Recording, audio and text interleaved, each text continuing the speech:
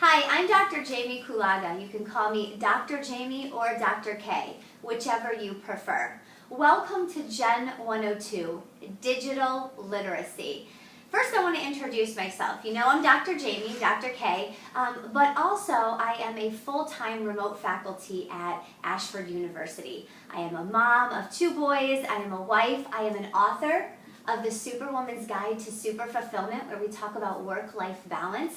I'm also a life coach. I juggle so many roles. So even though you might feel that I'm on the other end of things in the classroom, I want you to know I can also relate to you in a lot of ways. I juggle, I have time management issues, I'm running businesses, my mind's all over the place. So I need to effectively structure and prioritize my day, just like you do now that you've added school and education into your loop of busy, busy, busy.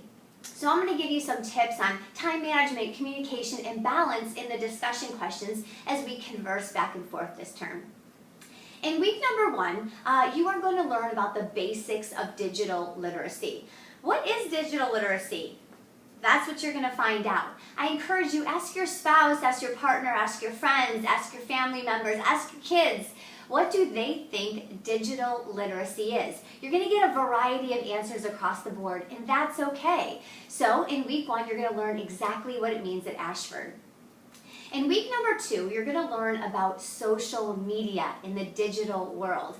Wow, there are so many advantages and disadvantages to social media. One of the things that I find most of my students seek as a disadvantage to social media is that it is a distraction to you. Maybe you want to do your discussion response or your assignment and you're caught on Facebook for hours on end. Use Facebook or social media as a reward for completing your work. Don't let this become a distraction and hinder your bigger goal. In week number 3, you're going to learn about your digital footprint, and this is a really important week. One of the things that you're going to notice is that the more and more you use the internet, you're leaving like a little footprint behind you. If you enter your email address or your date of birth or an address, you've got third parties tracking that, and we're going to learn about that and privacy in week 3. In week 4, you're going to learn about careers in the digital world. We're going to learn about how to find salaries, how to look up certain careers. You're going to do a search as to what best fits your personality. It's a super fun week. In week number 5, we're going to kind of shift gears a little bit. We're going to start talking about student loans, retirement, the financial side of life. It's very important, especially if you've taken out loans. And I've taken out plenty, so I will definitely play the expert in this week. Regarding what loans not to take out, where to be cautious if you get extra money back on a student loan, what not to do with it and what to do with it, as well as retirement. A lot of us are younger, 30s, 20s, 30s, 40s, right? We're not thinking about retirement yet, but it's really important that we do. And we're going to talk about that in week 5. So I got a couple tips for you.